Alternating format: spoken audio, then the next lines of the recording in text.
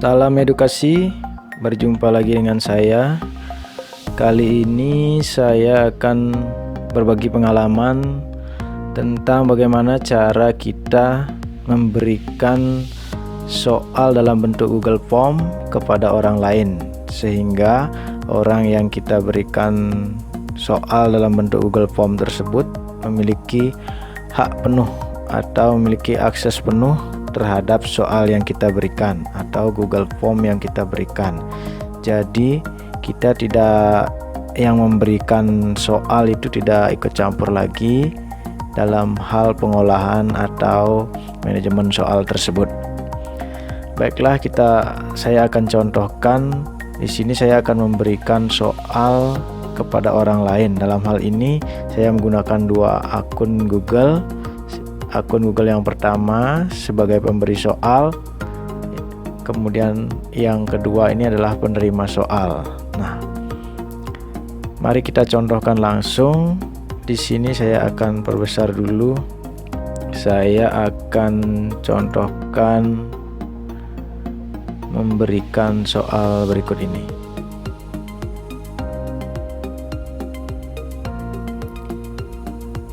Nah, ini kebetulan saya akan berikan soal penilaian harian tema 8.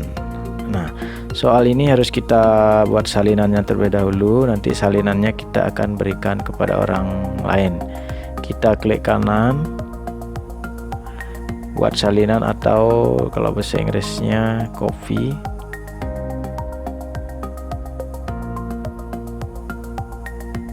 Ya, di sini sudah ada salinannya sebenarnya.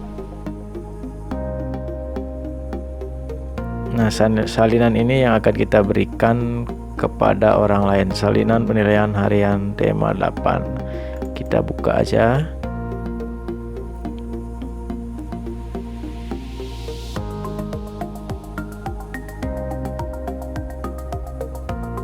Tunggu sebentar, kemudian kita akan kirim soal ini kepada orang lain atau ke akun yang lain. Nah, sudah siap kita kirim.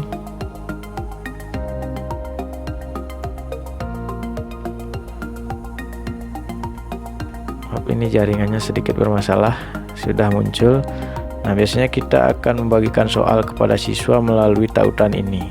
Tapi kalau kita ingin berikan soal kepada orang lain sehingga orang tersebut memiliki akses penuh terhadap soal, maka kita akan mengirim lewat ini, tambahkan kolaborator.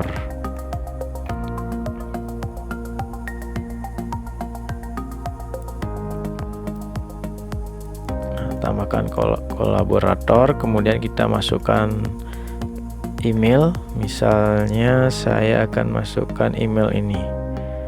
Nah, email saya yang kedua, anggap ini adalah email milik orang lain. Kemudian kita tinggal kirim. Nah, kalau kita hanya mengirim seperti itu, maka orang yang kita kirimi soal tersebut atau akun yang kita kirimi itu hanya dapat mengedit, hanya sebagai kolaborator saja, tetapi belum memiliki hak penuh atau belum menjadi hak miliknya. Agar soal tersebut menjadi hak milik, maka kita harus klik di sini, ubah pengaturannya menjadi adalah pemilik. Tidak hanya dapat mengedit, tetapi orang yang kita berikan soal itu adalah menjadi pemilik soal tersebut. Nah, seperti ini. Nah, kita klik, kemudian simpan perubahan. Kemudian ada konfirmasi, kita konfirmasi saja ya.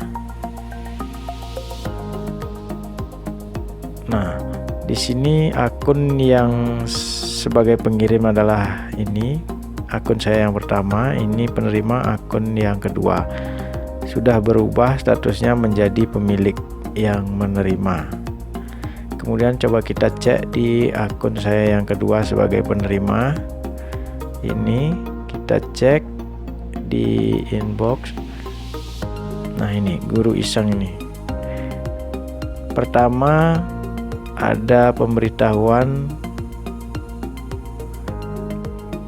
bahwa komangedismartame@gmail.com itu mengundang saya untuk mengedit Google Form ini. Kemudian setelah saya ubah statusnya menjadi pemilik, dapat lagi pemberitahuan akan sebagai pemilik ini. Akun yang pertama tadi has made you the owner, berarti menjadikan saya sebagai pemilik soal ini. Nah, kita cek. Setelah dikirimi soal dan dijadikan sebagai pemilik,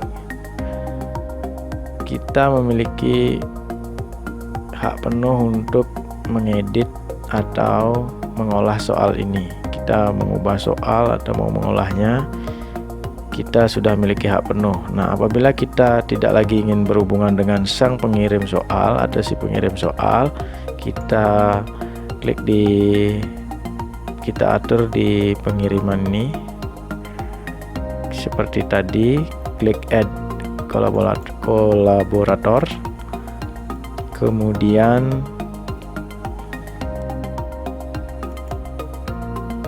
akan muncul seperti ini. Kita tunggu sebentar.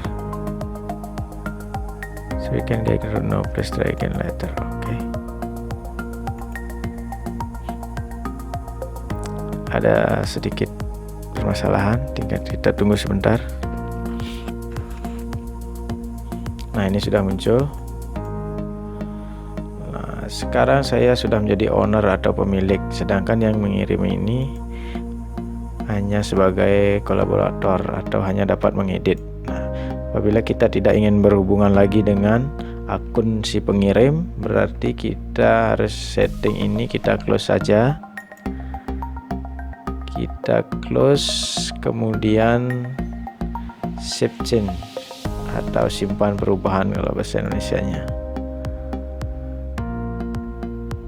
Simpan perubahan, done atau selesai.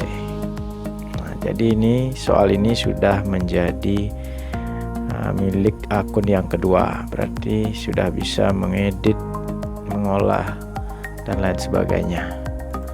Nah, selesai sudah. Kita bagaimana caranya mengirimkan soal berupa Google Form sehingga yang menjadi penerima soal berubah menjadi pemilik soal tersebut. Demikianlah tutorial kali ini. Semoga dapat bermanfaat bagi Bapak Ibu sekalian dan juga bagi insan-insan pendidikan. Terima kasih, sampai berjumpa pada tutorial atau video selanjutnya.